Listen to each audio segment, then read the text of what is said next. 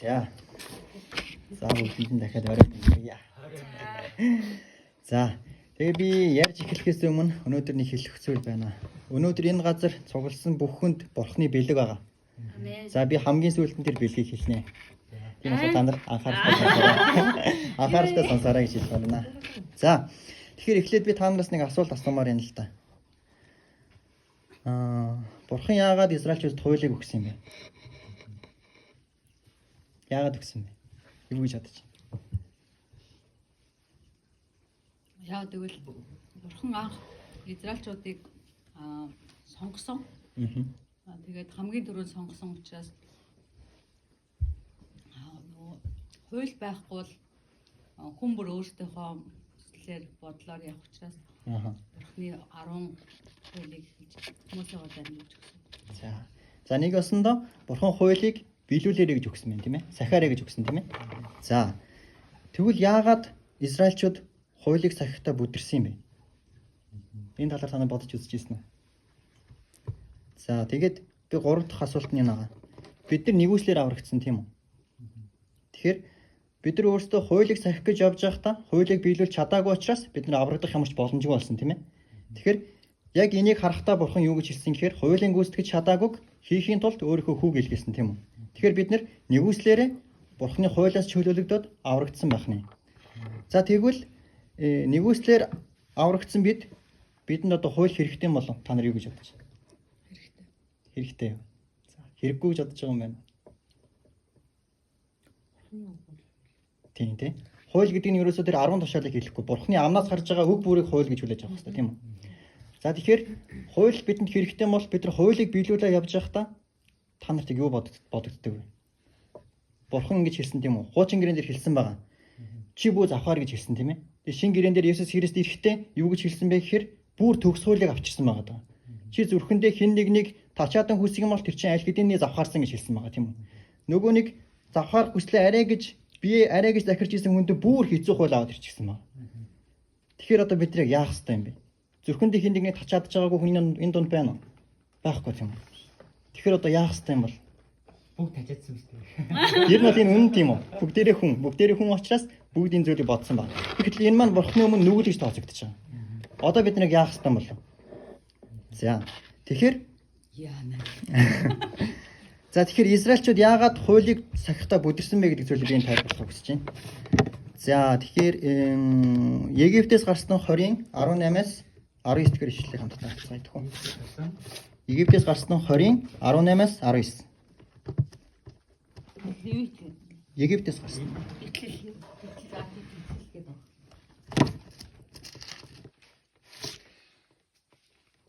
18-аас 19. Египтээс гарсан 20-ын 18-аас 19.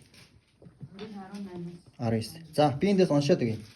Бүх ард түмэн Тэнгэрийн дуу, аянгийн ялбаа, бүрээн дуу, утаа багширсан уулыг харангуйта айн дагжиж холтон зогсоод Мосед та бидэнтэй яриач бид сонсноо. Харин Бурхан бидэндээ бүү яриг. Эсвэл бид үххэн гэв. За энд ерөнхийдөө юу болсон бэ гэвэл Бурхан Израильчуудыг Египтийн дардлаас чөлөөлсөн байгаа тийм ээ. Тэгээд уулан дээр авчираад уулзахыг хүссэн байгаа. Тэгтэл яг нөгөө нэг хүссэн хүлээсэн тоглосон цаг нь болсон чинь Израильчууд уулзаагүй тийм үү? Айснасаа болоод. За. Бурхны хүлээлт нь өөрөө юу байсан бэ гэхээр над руу ирээд тий намайг харах гэж ирээд эднгийн хүмүүс өгчих үедээ буюу намайг гэдэг харахаар үнэхээр хүсээд гүгээд ирэх хаа. Тий болгоомжгүйгээс бол энэ хүмүүс өгчих үедээ буюу намайг харахаар ирэн гэсэн тийм хүлээлттэй байсан байна. Тэгтэл Израильчууд айгаад очиж чадаагүй байгаа.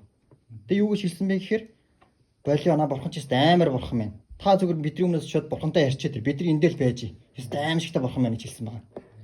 За эндээс бид нар Израильчууд айсан гэдгийг харж байна. Тэгэхээр яагаад айсан бэ гэж энэ айцын цаана юу байваа гэдгийг өнөөдөр тайлбарламаар юм. 1-р Иохан 4-ийн 18 дугаар ишлэгийг хамтдаа харцгаая. 1-р Иохан 4-ийн 18. За би уншаад өгье. Хайрын дотор айдас байдаггүй. Харин төгс хайр нь айдсыг хөөн зайлуулна. Учир нь айдаст ял байдаг. Айдаг нэгэн бол хайрын дотор төгс болгогдоогүй байна гэж. Тэгэхээр энийгээр бидээс юу ойлгох юм бэ гэхээр Израильчууд маш их айсан байгаа тийм үү? Өөрөөр хэлбэл тэд нар Бурханыг хайрладаггүй байсан байна. За тэгээд яасан? Бурханыг хайрладаггүй нөгөө нэг хүсэн хүлээсэн бурхныг үнэхээр мэдхийг хүсээд очиод уулзах нь битгийх л айцсандаа автаад очиж уулзаагүй. Шалтгаан нь бурхныг хайрладаггүй байсан. Тэгээ бурхныг хайрлахгүйгээр бурхны тушаалыг биелүүлэх гэж оролдохдоо бүгдээрээ бүдэрсэн байгаа энэ дээр. За тэгэхээр бурхныг хайрлахгүйгээр бурхны тушаал, бурхны үгийг дагнаа гэдэг нь өөрөө буруу зүйл ахнэ. За би 1-р Иохан 5:3 дахь эшлэлийг дахиад уншиж өгье. 1-р Иохан 5:3. Бурхныг хайрлах нь түүний тушаалуудыг сахих юм аа.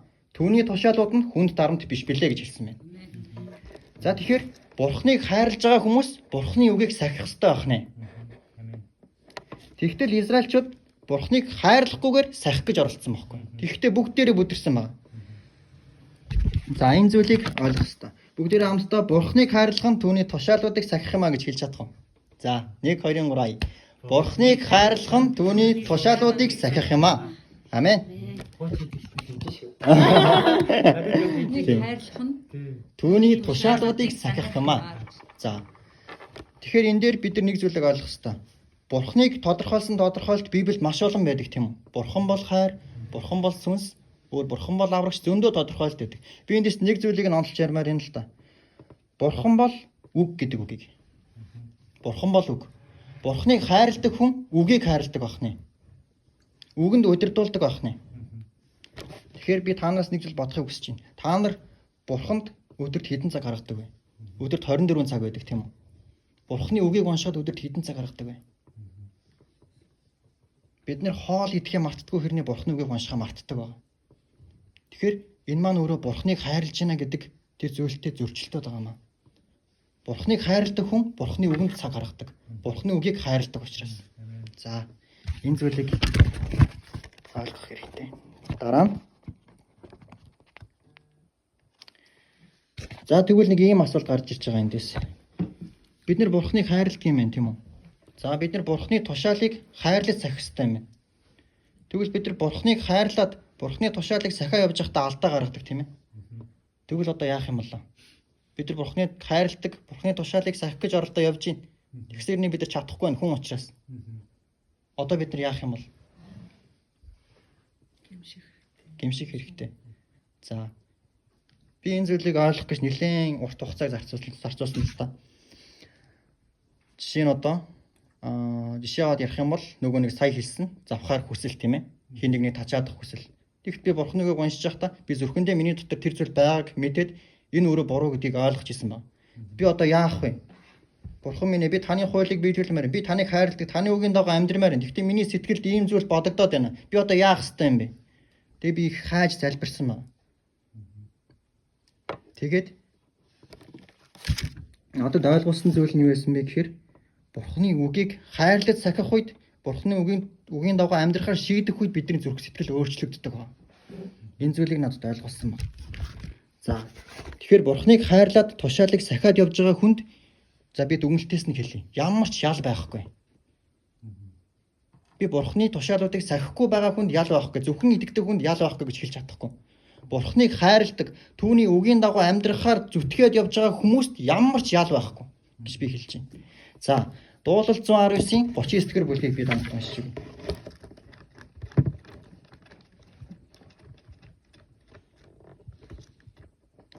Дуулал 119-ийн 39.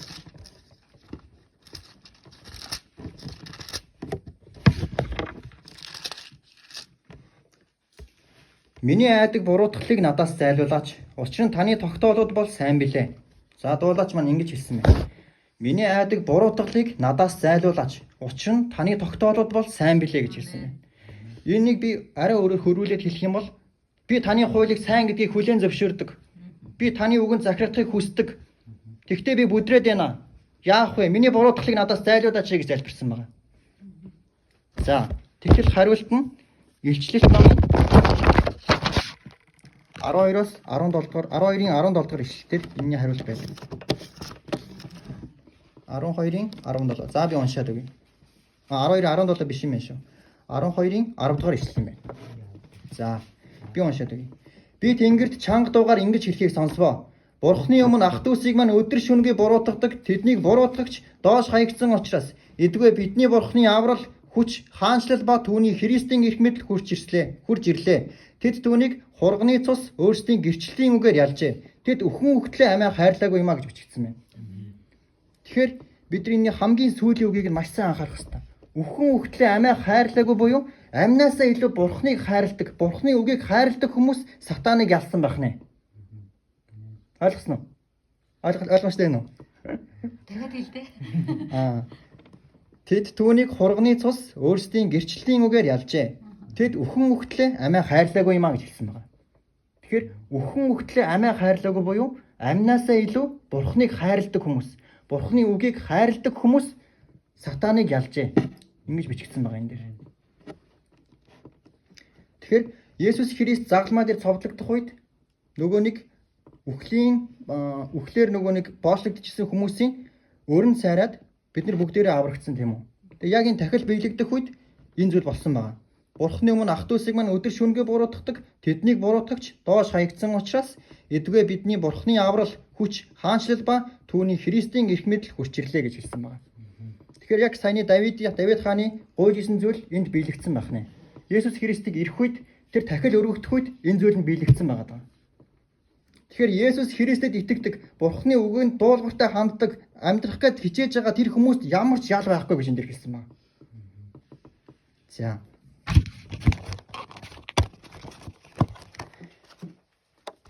Энэ үртэл асуух зүйл байна. Би яруу хортой болж байна. Яг авахгүй гэж хэлж шүү дээ. Тэр нөгөө яг авахгүй юм чинь нөгөө нэг одоо Христийн дагуу амьдрах гэж хичээж байгаа хэрний алдчихад байгаа хүмүүс яг авахгүй гэж хэлсэн. Тийм хэлсэн. Зөв. Гэхдээ бас яг тэрийг нөгөө нэг ашиглаад ч юм уу те бидэнд ямар ч ял авахгүй юм чинь намайг өршөөгөө байх юм байна гэд дахин гимээ хийгээд байж болохгүй. Тийм болохгүй. Тэр амар чухал. Энд дэр хүмүүс алддаг байхгүй. Нэгүслэр аврагдсан гэж хэлээд нүглүүлдэ явчихдаг байгаа. Харин тийм. Бурхан угаасаа аварсан юм чинь нэгүссэн юм чинь гэж бодоод уртны амьдралаа одоо муухай зүйлээ одоо хаяхгүй яваад тийм. Тэгэж болохгүй гэсэн үг байгаа. Тийм. Тэгэхээр бид нар яах вэ? Есүс Христийг хасаад хуулийг сахих гэж оролдохдоо хараалын дор орчдөг. Бид нар нэгүслэр аврагдсан гэд би эрхчлөөд өгөө тайвшраад зүрхнийхээ хүслийг үйлдэж амьдрах гэхээр нүгэлтэй амьдралд ороод бас л эцэст нь хараалын дор ордог байгаа. Тэгэхээр яг энэ баруун тишээж хазаахгүй, зүүн тишээж хазаахгүй яг голоор нь явах хэрэгтэй байгаа юм. Хараалын дор орно гэдэг нь одоо яг зүгээр энгийнээр тайлбарлавал юу вэ? Хуулийг сахихын тулд бүх хуулийг биелүүлдэг хүн хараалын дор орсон байдаг гэж Библиэд бичигдсэн байдаг. Тэгээд өөр гим нүгэл үлддэг хүмүүс, гим нүглээсээ эргэдэггүй хүмүүсийг бас хатуу зэмлсэн байдаг Библиэлд тийм ээ. Тэр талаар шин гэрээн дээр нь олнодоо гардаг л да. Тэр нь тэгэхээр нөгөө итгэвч биш хүмүүс одоо бүгд хараалын дор баа гэсэн үг.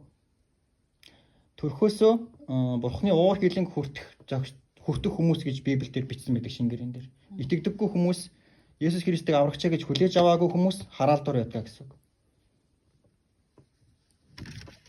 Өөр асуух зүйл байна. Энэ айгүй. За тэгэхээр багтаагүй. За 2 дугаар Коринт 3-ын 13-аас 14-р ишлэлийг хамт уншиж байна. 2 дугаар Коринт 3-ын 13-аас 14.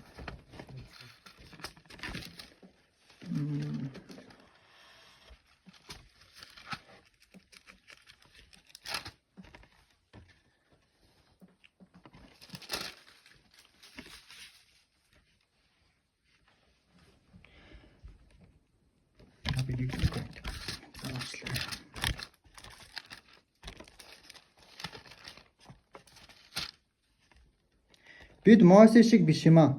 Аажимдаа байхгүй болох зүйлийнхээ төгсгөлийг Израилийн хөвгүүдэд харуулахгүй тулд тэр нүрээ бүтээлгээр халахсан.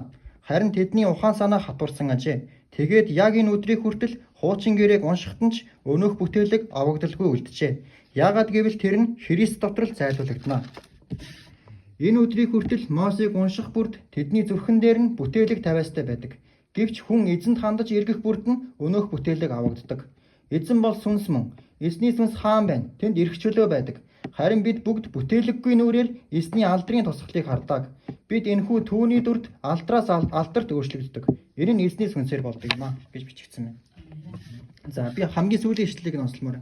Харин бид бүгдээрээ бүтээлэггүй нүрээр эзний алдрын тусгалыг хардаг гэж хэлсэн байна. Энэ юу гэсэн үг вэ? Өмнөх ишлэлээр нь хариултыг хэлсэн байгаа тийм ээ. Есүс Христэд итгэдэг хүмүүс Библийг уншихдаа зүрх сэтгэлд нь ямар ч бүтээлэг байдаггүй гэсэн үг. Исая иш үзүүлсэн байдаг тийм үү? Энэ хүмүүс харавч хардаггүй, сонсовч сонсдоггүй гэж иш үзүүлсэн байдаг. Яагаад тэгэхээр зүрх сэтгэл нь хатуурсан байсан учраас. Харин энэ зүрх сэтгэлийн хатуурлыг юу алга болгодог юм бэ гэвэл Есүс Христ алга болгодог ба. Есүс Христ итгэл алга болгодог ба. Тэгэхээр бид нар харавч хардаггүй, сонсовч сонсдоггүй өнөөх зүрх сэтгэл нь хатуурсан хүмүүс биш ээ гэсэн үг. Есүс Христэд зүрх сэтгэлээсээ итгэж ивэл тэр хүмүүс Библийг уншдаг байсан байгаа. Хуучин гэрэн дээр маш их уншдаг байсан байгаа. Гэхдээ Есүс Христийг эргэтэн таниагүй. Яагаад вэ гэвэл зүрх сэтгэл нь хатуу учраас Библийг уншихдаа юу ч ойлгохгүй байсан байгаа. Энийг зүрх сэтгэлийн бүтээлэг гэж нэрлсэн байгаа Паул. Харин бид нар Библийг уншихад Есүс Христэд итгэсэн учраас бидний зүрх сэтгэлд ямар ч бүтээлэг байдаггүй байгаа. Бурхны үгийг шууд хардаг учраас бид нар ухаарч ойлгодог гэдэг утгыг энд гаргасан байгаа. За. Тэгэхээр та Есүс Христэд үнэхээр итгэж байгаа бол Бурхны үгийг уншихаар суухад танд ухаарл өгөх ёстой байна. Энэ зүйлийн төлөө та нар залбирах хэрэгтэй. За.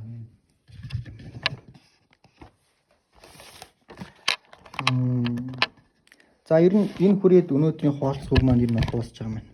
Удаан гэсэн жоох мөрдөнд босч яа. Гайгүй. За ойлгоогүй гарсан зүйл та нарт байна уу? Асах хэрэгтэй зүйл ч юм.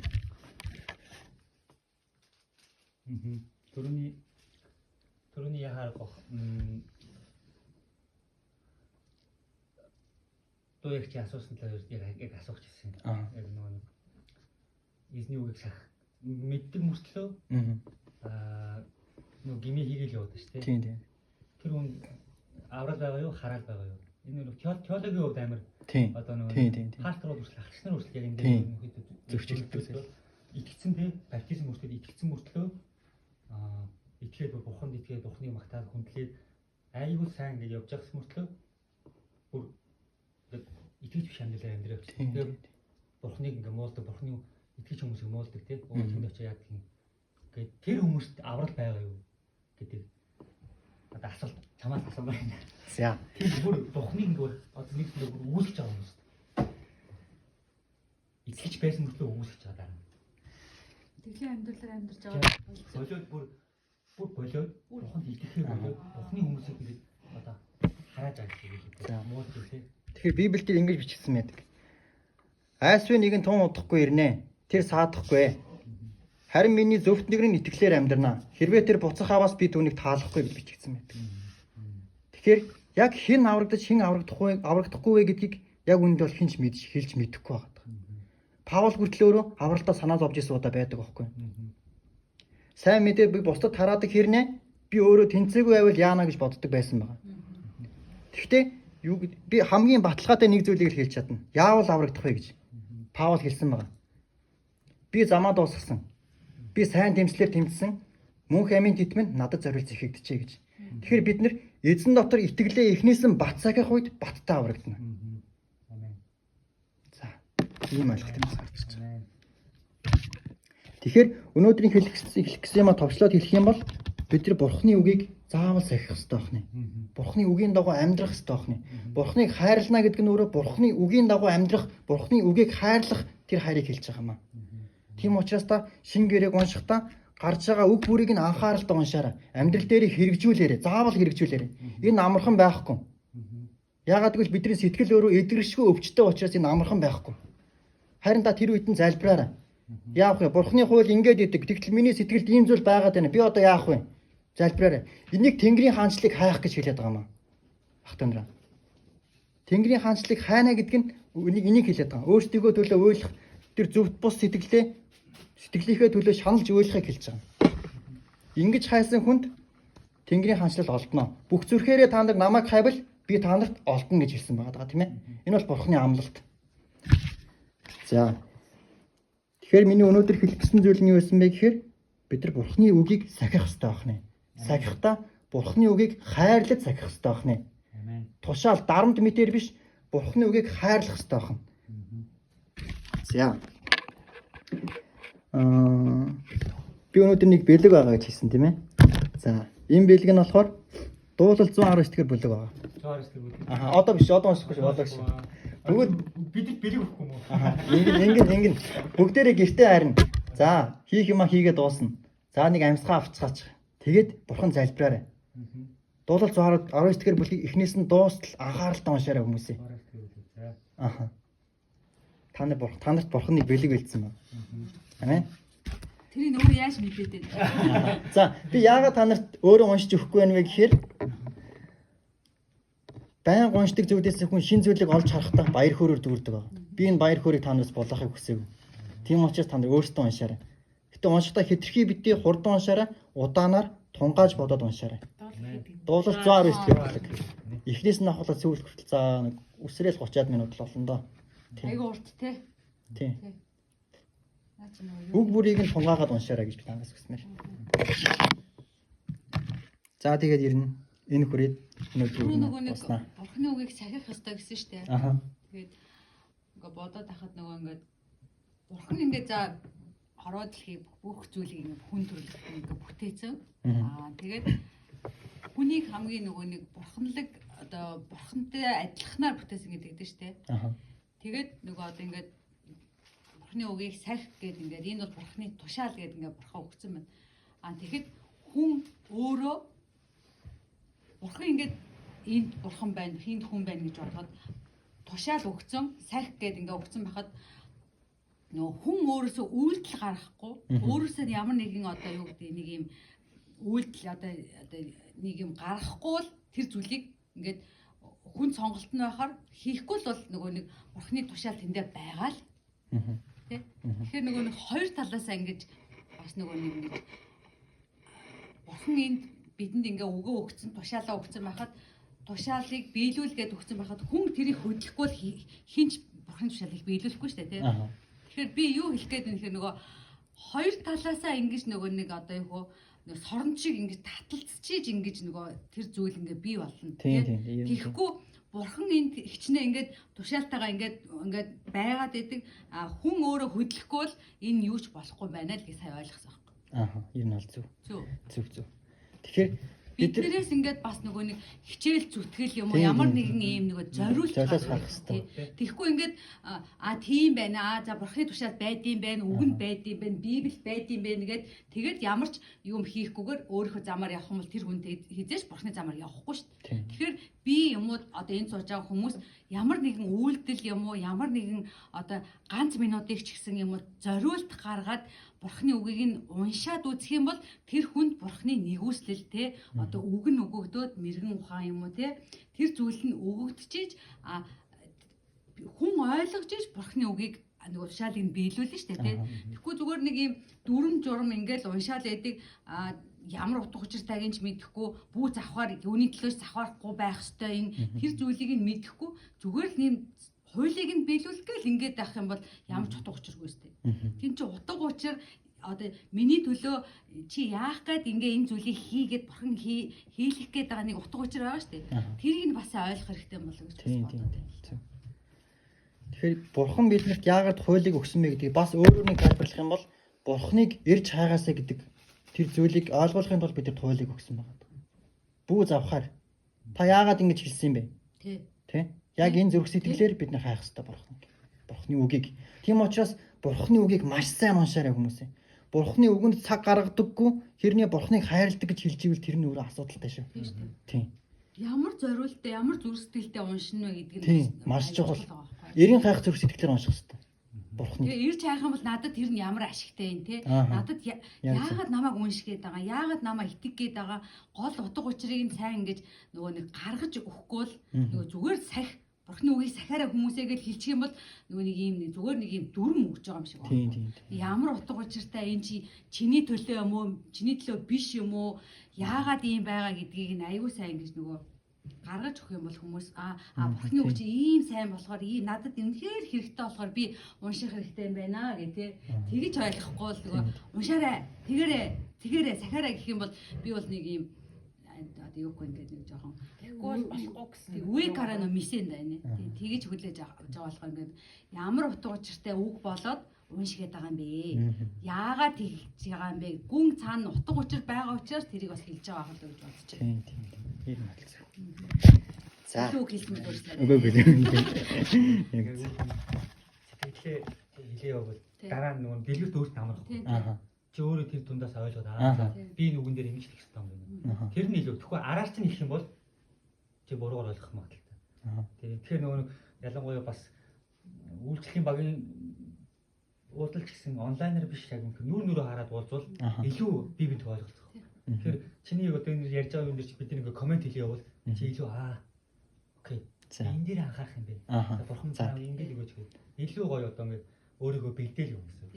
Тэгээд саяны би ингээ үгээ сонсож байгаад ингээд бурхан намайг улам илүү ингээ үг дотор бай гэж байгаа юм байна гэдгийг аягүй сайн хүлээж аваад тэгээд дэлгэр ингээ хүмүүст хэлэхдээ бурхны үг нь яагаад ингээ унших гээд байгаа юм те ямар утга учиртай болоод ингээд үгийг сайх гээд байгаа юм бэ тэр израилчуудад хандсан үг нь те израилчууд сахиагүй улмаас дараа нь ямар юм руу орсон те сахиа явсан бол мэдээж хизээж унахгүй шүү дээ те тийм болохоор тэр үг нь үн цэнтэй утга учиртай хүмүүсийн төлөө хүний төлөө гэж хэлж байгаа болохоор тэгж хэлж байгаа юм байна гэдгийг тэр ингээ утгыг нь сайн гаргаж өгөх юм бол хүмүүс илүү сайн ойлгох юм болов. Үнэ Израиль дээр бас яхаарахгүй нэг үг нь болохоор бид нар дуулуургүй байдаг. Тийм. Бурхан зүгээр яг үндэ үйлдэлж байгаа бид нар үйлдэлж байгаа хүмүүс заримдаа дуулуургүй байгаа байхгүй. Заавал би гэсэн гомлоод байгаа байхгүй бурханд. Заримдаа ингэ заавал хийх ёстой юм тий гэдэг тийм гомл. Тэгсэн чинь бурхан үгэн дээрээ Бурхны гомрохлгүйгээр хийцээ гэж хэлдэг тийм. Гомрохлгүйгээр та нар өөмөр яг тэр үннээр бурхан тий. Яг чин сэтгэлээс яг намд хэлдэг үннээр хайгчдыг бурхан хайж байгаа. Бид нэр үннээр бурханд итгэж байгаа үед гомдлохгүй юм байна л та. Бидний сүнс ариун сүнс өөрөө яг тэрийг удирж байгаа учраас. Яг Израилийн ард түмнийг харахад заримдаа өөр л харж байгаа байхгүй. Заримдаа гомдлт юм, заримдаа ингэ тэмээ хоосоо яриад байгаа. Ялгархаад юм байна. Тий, алтай юм шиг байхгүй тийм. Гаавал нэг хийх ёстой юм шиг тий. Тийм зүрхтэй хандаад байгаа. Ял өрөөд байгаа юм шиг. Юу н ингээд үйлчлэл төвтэй болох гэдэг. Үйлчлэл төв гэдэг нь бурхан руу яг харахгүй ингээд үйлчлэлтэй анхаарал тий. Би яг тийм байсан байлээ. Одоо ингээд сая энэ хэдэн саруудад амар ойлгосон. Ингээд үйлчлэлгээд яг үнд их нэртэйгээ цаг гаргаж таагүй. Гэсэн чинь өөрийнхөө их нэрийг үнэхээр ингээд цаг гаргаад ярилцаад ингэхгүй үйлчлэл цуглаан гэж яваад битэрийн харилцаад гэсэн чинь яг үндэ хотцсон байхгүй. Тэгээд одоо тэгсэн чинь яг нөгөө нэг саяны чиний хэлсэн үгэндээ те бурхны үгийг уншаад бурхны үгийг үнэхээр ойлгоод хайрлаад би нөхөр нь учраас их нэрээ хайрлаж халамжлах хэрэгтэй юм гэдэг бурхны үгийг уншаад ирэхээр ойлгож байгаа. Тэрнээс нааш ингээд чигээрээ л яваад байхгүй уушаа ингээд харсан зүгээр. Тийм зүйлийг ойлголоо. За. Өөр ямар нэг юм байна. Гайгүй. Тэгэхээр та нар гол нь мартамхай сонсогч биш хэрэгжүүлэгчд байгаа юм байна. Тэгээд өөрөө залбираад өгөө. За тийм. Баярлалаа эзэн минь ээ. Бидэд үнэхээр энэ цуглаад таны үгийг сонсох энэ боломжийг хангаж өгсөн учраас танд талархаж байна. Эзэн минь үнэхээр өнөөдөр сонссон ах дүүндрийн зүрх сэтгэлд итгэлээр холбогдсон байхын төлөө би залбирч байна эзэн. Үнэхээр тэдний зүрхнээс нь бүтээлэг авагдсан байхын төлөө би залбирч байна аваа. Үнэхээр гэртээ хараад таны хүссэн тэмүүлээд таны үгийг хайрлаад унших тэр бүх хүний дээр эзэн минь үнэхээр та өөрийн тослогоогоо байлгаж өгөөсэй гэж би залбирч байна. Тэдний зүрх сэтгэлд нь байгаа тэр хөшгийг Есүс Христийн дотор хуу татж өгөөч эзэн минь. Тэдэнд мэрэгэн ухааныг өгөөрэй эзэн. Ойлголтыг өгөөрэй. Таны үгнээс ирдэг баяр баясгалыг өгөөрэй гэж би залбирч байна эзэн минь. Мэрэгэн ухаан мэдлэг тэдний дээр байх болтугай гэж би залбирч байна. Амен. Ухаарлын газраа та бидэнд олдоорой. Бидний дунд байгаарай гэж би залбирч байна эзэн. Амен. Үнэхээр тэдний гэртээ харих замыг нь та өрөөж өгөөрэй. Үнэхээр аюулгүйгээр гэртээ харахад нь туслаарай эзэн минь. Ирэх өдрүүдэд ч гэсэн тандаа даатгаж байна. Энэ бүх зүйлийг таны хайрдаггүй Есүс Христийн нэрээр гонзалбирлаа. Амен. Амен. Баярлалаа. Эзэн талархаж.